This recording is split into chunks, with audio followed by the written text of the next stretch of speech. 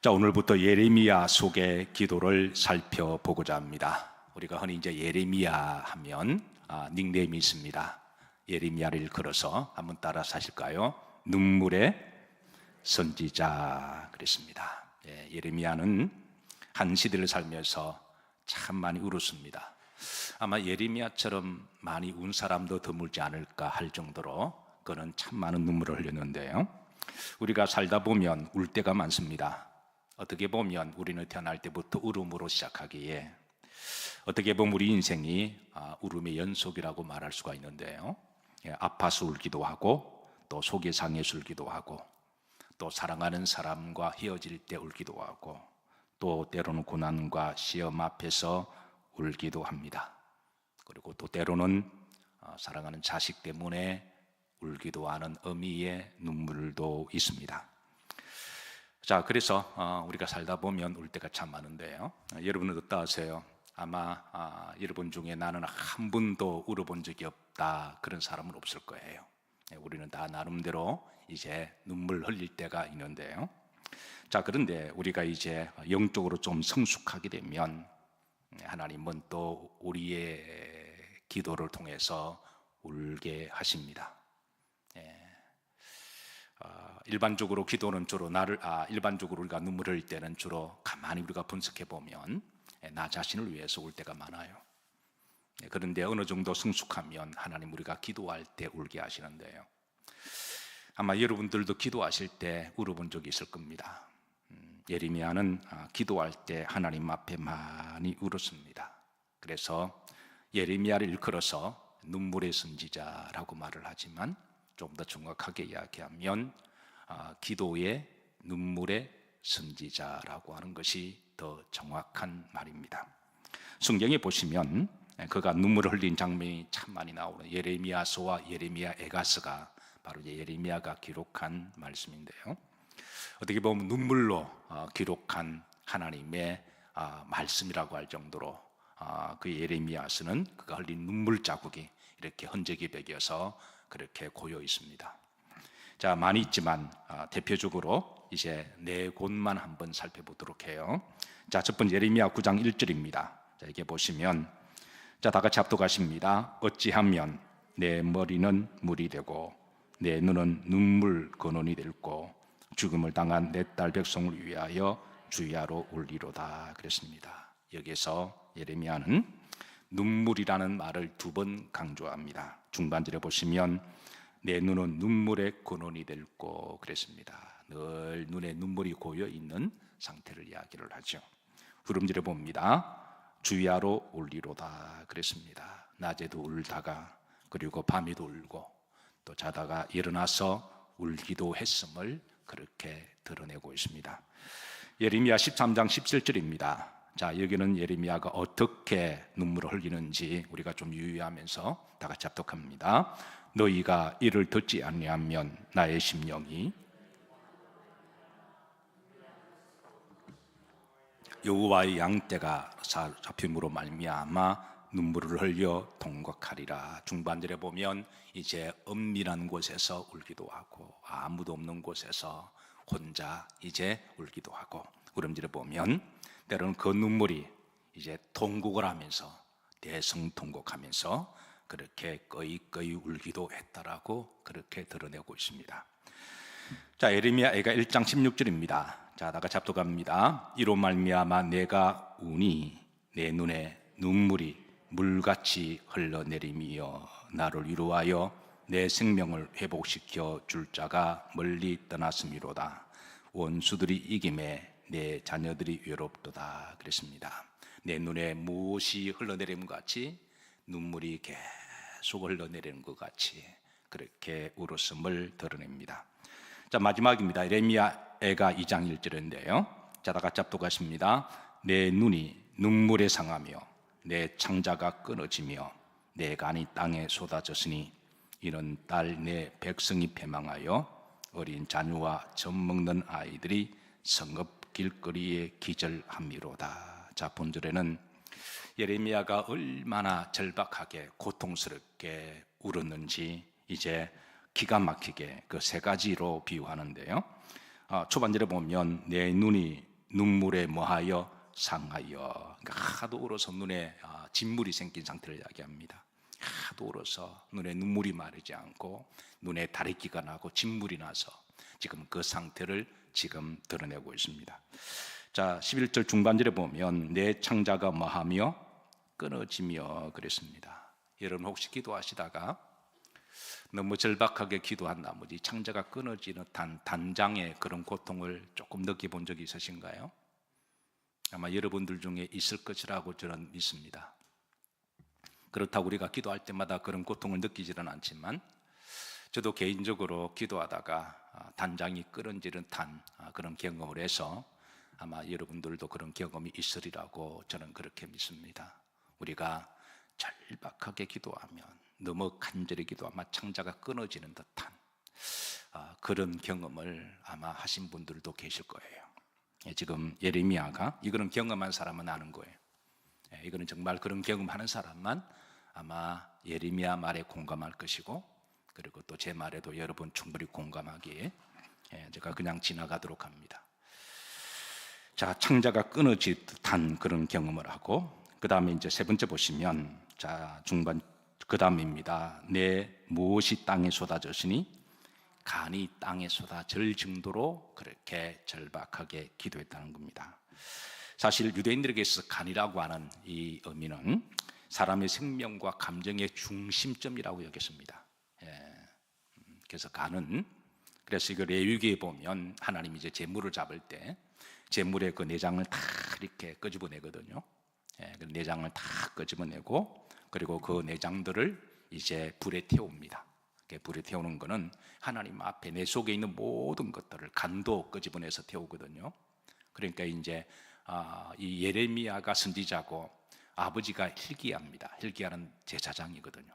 어릴 때부터 아버지가 소잡고 양잡고 하나님 앞에 제사 드리는 것을 어릴 때 늘 교회에, 우리가 어릴 때 늘 신앙 좋은 부모 따라 교회 오듯이, 그러니까 예레미야는 이제 어릴 때 아버지를 통해서 양잡고 소잡는 것을 늘 지켜봤죠.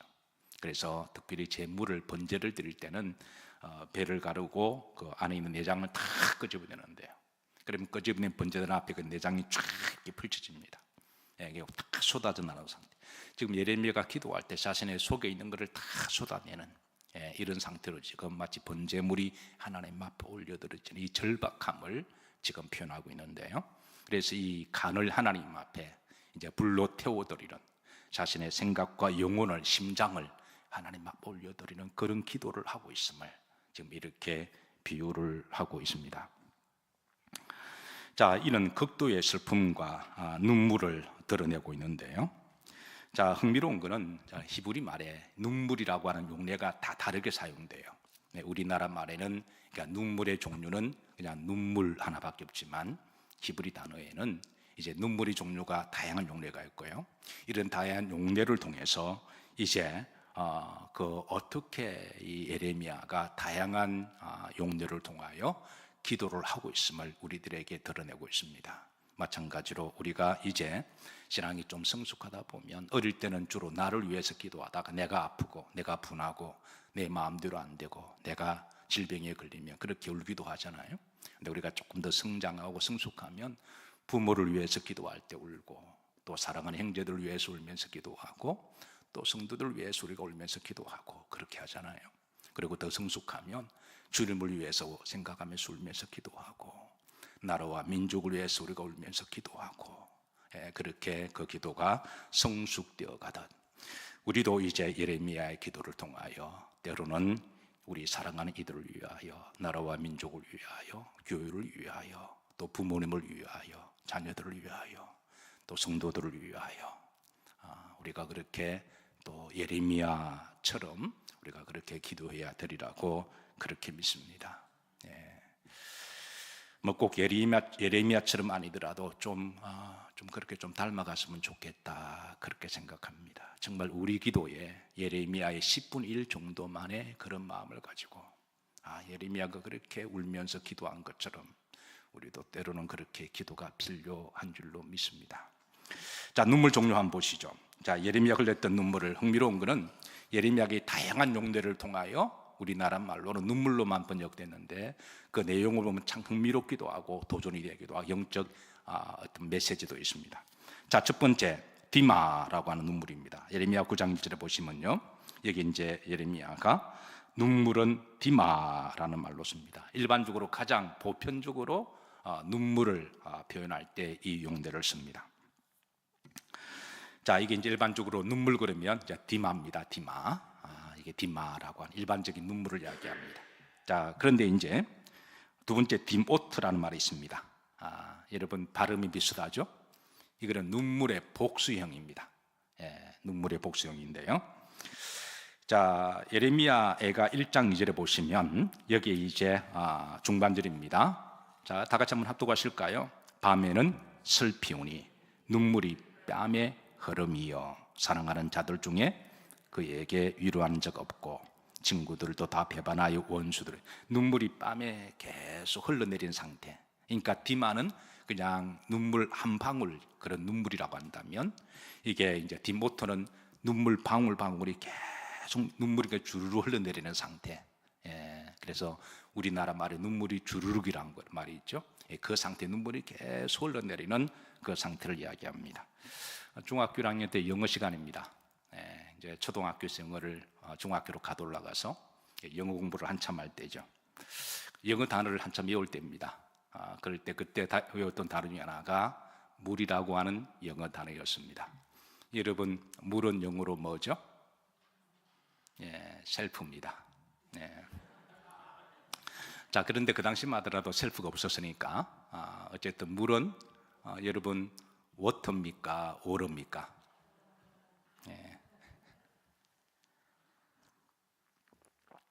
자, 물은 워터입니까? 오르입니까? 대답을 하세요. 물은 워터입니까? 오르입니까? 그 당시는 워터였습니다. 워터를 외웠습니다. 그런데 궁금했었습니다. 복수명사가 있을 텐데 보통 복수명사는 예스를 붙이잖아요. 영어 선생님이 손을 들어서 당당하게 질문했습니다. 워터의 복수명사가 뭔가요? 워터입니까? 라고 했더니 그 영어 선생님이 그 눈빛이 아직도 기억합니다. 그러니까 이제 국민학교에서 갓 중학교로 올라와서 영어 단어를 외우는데 선생님 보시기에 기특했던 것 같아요. 머리를 이렇게 쓰다듬으면서 물은 불가산 명사이기 때문에 복수가 없다라고 말씀하시더군요. 맞습니까? 그런 줄 알았습니다. 그렇구나. 역시 영어 선생님이구나. 그래서 워터는 이제 복수가 없다라고 그렇게 이제 중학교까지 배우다가 나중에 세월이 지나면서 이제 저도 영어를 어느 정도 조금 알게 되면서 그 선생님이 왜 그때 그렇게 말씀하셨을까, 그런 생각이 듭니다. 여러분, 물도 복수 명사가 있습니까? 없습니까? 분위기 봐서 있을 것 같죠? 네, 있습니다. 우리가 이제 흔히 이제 물 그러면 단수 명사인데, 물이 많이 모인 상태, 바다의 물이나 저수지 물을 표현할 때는 워터스라고 표현하잖아요. 그래서 물의 복수 명사가 사실은 있습니다. 그리고 흥미로운 것은 이제 이게 유대 문학적 표현에 있어서 영적으로 비유할 때, 언유법으로 비유법으로 비유할 때는 또 이 복수 명사를 써요. 그래서 영어에 보면은 living 생수라는 말이 있잖아요, 그죠? 생수라는 말, living water일까요? living waters일까요? living waters입니다. 그래서 예레미야 보면 이제 너희들이 이제 터진 생수를 구하기 위해서 터진 웅덩이를 파탈할 때 그 생수가 바로 water, living waters라고 되어 있거든요. 그래서 오늘 눈물도 마찬가지입니다. 눈물도 사실은 여러분 복수가 있습니다. 오늘 예레미야 보면 이제 이게 디모트라고 하는 말은 눈물이 계속 흘러내리는 상태. 그 지금 이 예레미야의 그 눈물이 마르지 않고 계속 흘러내리는 상태를 그렇게 드러내고 있습니다. 자, 세 번째 베키라고 하는 단어입니다. 지금 다 다른 용도의 소유입니다. 이 베키라고 하는 단어는 큰 소리로 대성통곡하는 울음을 베키라고 이야기를 해요. 창세기 45장 2절에 보십시다. 요셉이 큰 소리로 우니, 대성통곡하는 소리죠. 거의 우는 소리인데요. 예레미야 9장 1절에도 예레미야가 이 용어를 씁니다. 자, 이 용어 보면, 자, 후름들어 보십시다. 자, 주야로 마리로다 울리로다. 이게 에브케인데 이 베키에 이제 파생된 단어입니다. 어원은 같은 말이에요. 베키라고 하는 단어는 이제 큰 소리로 우는 걸 말하는데, 특별히 이 단어는 이제 여러분 이 나무를 베는 사람이 도끼를 가지고 나무를 쳤습니다. 그래서 나무가 상처가 나잖아요. 그럼 상처난 부분에 껍질이 벗겨지고 그 껍질에서 뭐가 나오죠? 진액이 나오잖아요. 이 사건에서 비롯된 단어가 베키입니다. 그러니까 지금 큰 상처를 받아서 그 상처 때문에 진액이 나와서 너무 아파서 고통스러워 부르짖는 그 신음소리가 바로 베키라고 하는 거예요. 그래서 지금 예레미야는 그런 상처의 진액을 안고 아파서, 마치 여러분 수술할 때 지금은 여러분 마취약이 있어서 마취를 놓고 수술하잖아요. 근데 옛날에는 마취약이 없어서 그냥 생자로 수술했잖아요. 입에 그냥 나무 하나 물리고 손 다 묶고 그리고 생사를 찢어내고 다리를 잘라낼 때 그렇게 해서 막 몸부림치며 부르짖는 그런 기도, 온 몸부림치면서 부르짖는 그 기도를 예레미야가 지금 하나님 앞에 하고 있다는 걸 우리가 좀 기억할 필요가 있습니다. 우리가 기도할 때마다 늘 그렇게 기도할 수는 없지만 때로는 우리가 그렇게 기도한다면 하나님은 얼마나 긍휼히 여겨주실까요? 얼마나 불쌍히 여겨주실까요? 자, 네 번째, 얄랄이라는 용어가 있습니다. 예레미야 25장 34절에 자, 여기 보시면 자, 중반절입니다. 합독합니다. 너희 목자들아 외쳐 애곡하라. 너희 양떼의 인도자들아 잿더미에서 뒹굴라. 이는 너희가 도살 당할 날과 흩음을 당할 기한이 찼음인즉. 그랬습니다. 이거는 일종의 심판이 있을 때, 전쟁이 있을 때 그때의 공포와 두려움과 극한의 무서움 때문에 흘러들인 공포의 눈물을 말합니다. 즉 하나님은 앞으로 이제 너희들이 회개치 아니하면 이제 바벨론이라고 하는 나라를 통하여 하나님 너희들을 심판하실 텐데, 그럴 때 심판이 나고 전쟁이 나면 그때 모든 사람들이 이제 울게 될 것인데, 예레미야 그런 심정을 미리 받아서 심판날에 이제 울음을 대신하면서 우는 그런 기도를 표현하고 있습니다.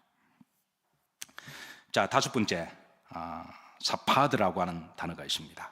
이 사파들은요, 예레미야 4장 8절입니다. 다 같이 합독하십니다. 이로 말미암아 너희는 굵은 배를 두르고 애곡하라. 이는 여호와의 명렬한 노가 아직 너희에게 돌이키지 아니하였습니다. 이 사파드라는 이 말은요, 사랑하는 사람이 죽었을 때 애도하는 울음을 이야기해요. 그래서 흔히 이 사파드의 울음을 장례식장에 애곡하는 그런 울음을 이야기를 합니다. 그리고 이 울음은 이제 굵은 베옷을 입고 회개할 때 공식적으로 우는 그런 기도를 이야기하는데요. 자, 예레미야가 이렇게 다양한 용례를 사용함으로 말미암아 자신의 눈물이 지금 어떤 눈물인지를 드러내고 있습니다.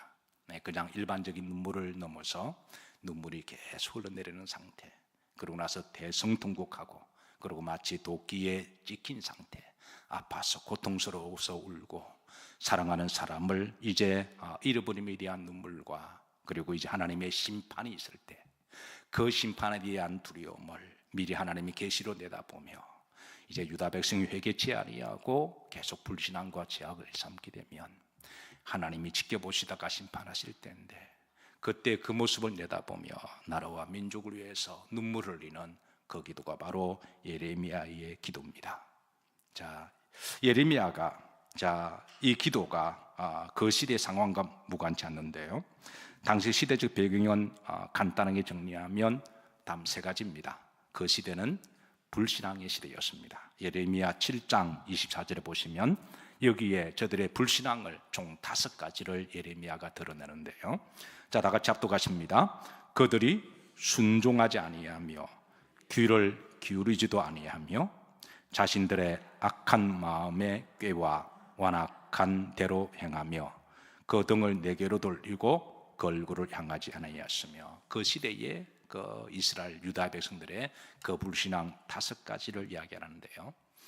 여러분 혹이 5가지 가운데 나에게 몇 가지가 있는지 한번 헤아려 보세요. 하나도 없기를 주의 이름으로 기도합니다. 몇 가지인지 한번 여러분 자신에게 한번 거울로 보세요. 첫 번째, 순종하지 아니한 불순종. 두 번째, 귀를 기울이지도 아니하는 불순종. 세 번째, 자신들의 악한 마음과 깨와 완악한 대로 행한 불순종. 네 번째, 하나님께 등을 돌리는 불신앙.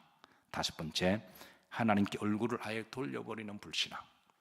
바로 예레미야가 살던 시대는 그런 시대였습니다. 자, 두 번째입니다. 그 시대는 거짓 선지자들의 미혹의 시대입니다. 예레미야 23장 16절인데요. 다 같이 합독합니다. 만군의 여호와께서 이같이 말씀하시되 너희에게 예언하는 선지자들의 말을 듣지 말라. 그들은 너희에게 헛된 것을 가르치나니 그들이 말한 묵시는 자기 마음으로 말미암은 것이요 여호와 입에서 나온 것이 아니니라. 그 당시에는 거짓 선지자들이 많이 나와서 각종 이단들과 그런 이들이 많이 나와서 또 많은 사람들을 미혹하는 그런 이들의 시대였습니다. 자, 세 번째, 국제적으로는 세상이 뒤집어지는 시대였는데요.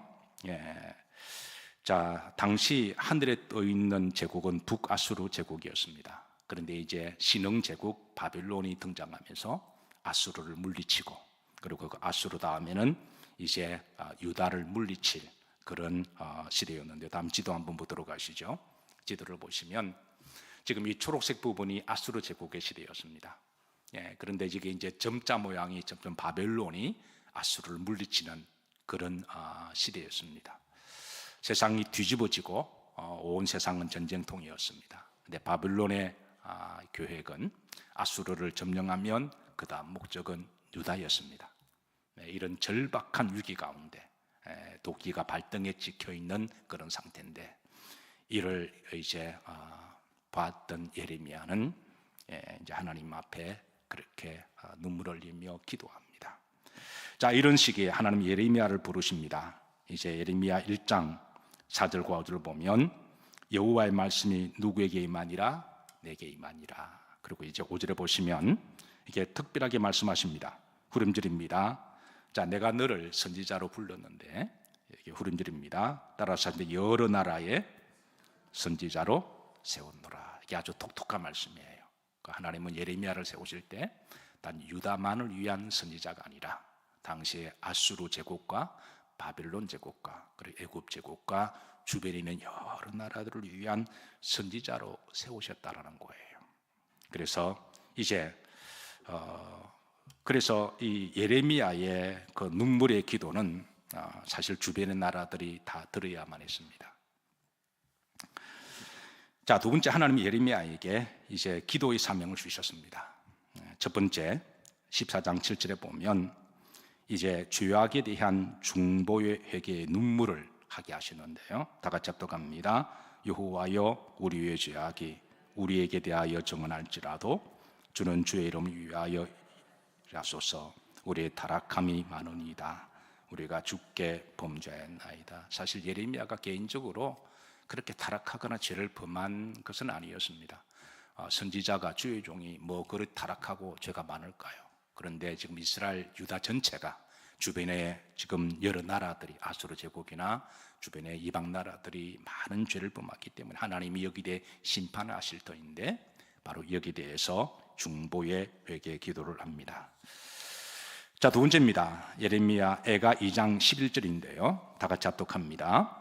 내 눈이 눈물에 상하며 내 창자가 끊어지며 내 간이 땅에 쏟아졌으니 이는 딸 내 백성이 패망하여 어린 자녀와 젖먹는 아이들이 성읍 길거리에 기절함이로다. 그랬습니다.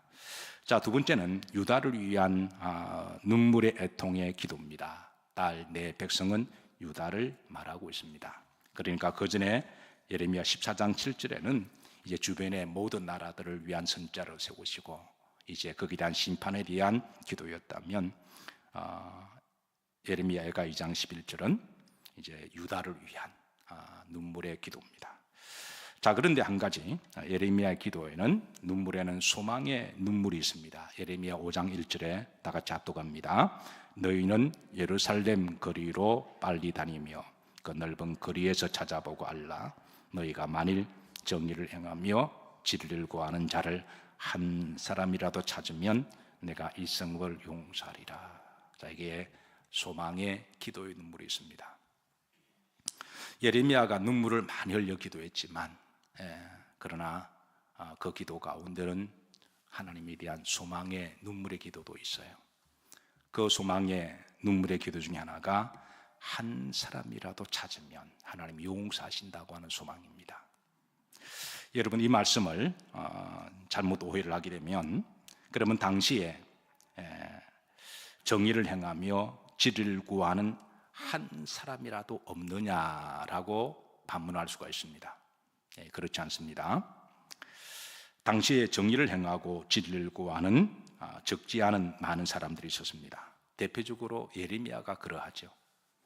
예레미야도 있고요. 그리고 예레미야와 동시대에 사역을 했던 유명한 선지자 스바냐, 나훔, 하박국도 정말 하나님이 찾으시는 그런 사람들이에요. 이런 사람들도 신실한 하나님의 사람들이었고, 그리고 신실한 제사장 중에 hil기야가 있었습니다. 제가 아까 hil기야가 누구의 아버지라 그랬나요? 예레미야의 아버지입니다. hil기야도 제사장으로 신실한 하나님의 제사장이었습니다. 또 그 당시에 평신도 중에 대표적인 사람이 있었는데요, 그 중에 한 사람 에벳 멜렉이라는 사람이 있었습니다. 이 사람은 이제 평범한 사람인데 지금으로 말하면 일종의 공무원이었습니다. 예레미야가 매우 위급한 상황에 있을 때 그는 목숨을 걸고 예레미야를 살려주었던 사람인데요, 사실 이 외에도 많은 익명의 신실한 사람들이 많이 있습니다. 자, 그럼에도 불구하고 다시 예레미야 5장 1절에 보십시다. 하나님이 한 사람이라도 찾으면 내가 용서하리라. 이 말씀은 한 사람도 없다라는 말씀은 아닙니다. 아직 그 시대에 많은 하나님의 사람들이 남아 있습니다. 하나님은 항상 시대마다 남은 자들을 남겨두세요. 그런데 왜 이렇게 말씀하실까요? 여러분, 하나님 왜 이런 말씀을 하실까요? 그 한 사람이 바로 이 말씀을 받는 사람이 되라는 말씀입니다. 그러니까 그 한 사람이 바로 따라서 하십니다. 나다. 하나님이 지금 말씀하는 것은 하나님의 사람 고개를 돌려서 어디 없냐라고 찾을 것이 아니라 하나님 바로 우리 한 사람이 되길 원하십니다. 저가 되길 원하시고, 그리고 여러분이 그 사람 되길 원하세요. 그러면 소망이 있다는 거예요. 예레미야가 이 기도를 받고 하나님 앞에 눈물 흘리며, 처음에는 애통의 눈물 흘리고 심판의 눈물 흘리고 창조가 끊어지는 눈물 흘리고 나라와 민족을 해서 애통하고 안타까이 눈물 흘렸지만, 하나님 이 민족이 지금 도끼의 등에 꽂혀 있는데, 그래서 기도하다가 하나님이 그 눈물 흘려 기도하는 그 끝자락에 내가 한 사람이라도 찾으면 내가 용서하리라. 근데 그 한 사람이 누구냐고요? 바로 여러분입니다. 우리가 한 사람이 내가 하나님 그 사람이 되게 해주옵소서라고 기도하면 하나님 그곳에 소망을 두시고 하나님 그를 통해서 역사하시는 하나님이신 줄로 믿으시기를 주의 이름으로 축복합니다. 말씀을 정리합니다. 예레미야처럼 기도하다가 많이 운 사람도 드물 거예요.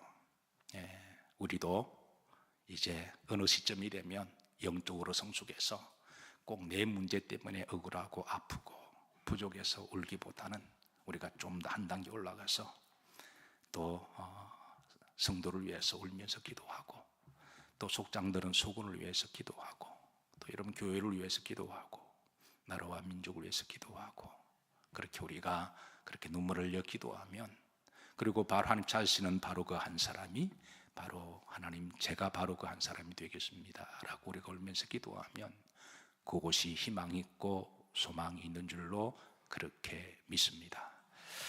특별히 밤에 기도하실 때 여러분 교회와 나라와 민족을 위해서, 성도들을 위해서 기도하는 밤 되기를 소망합니다. 우리 다 같이 찬양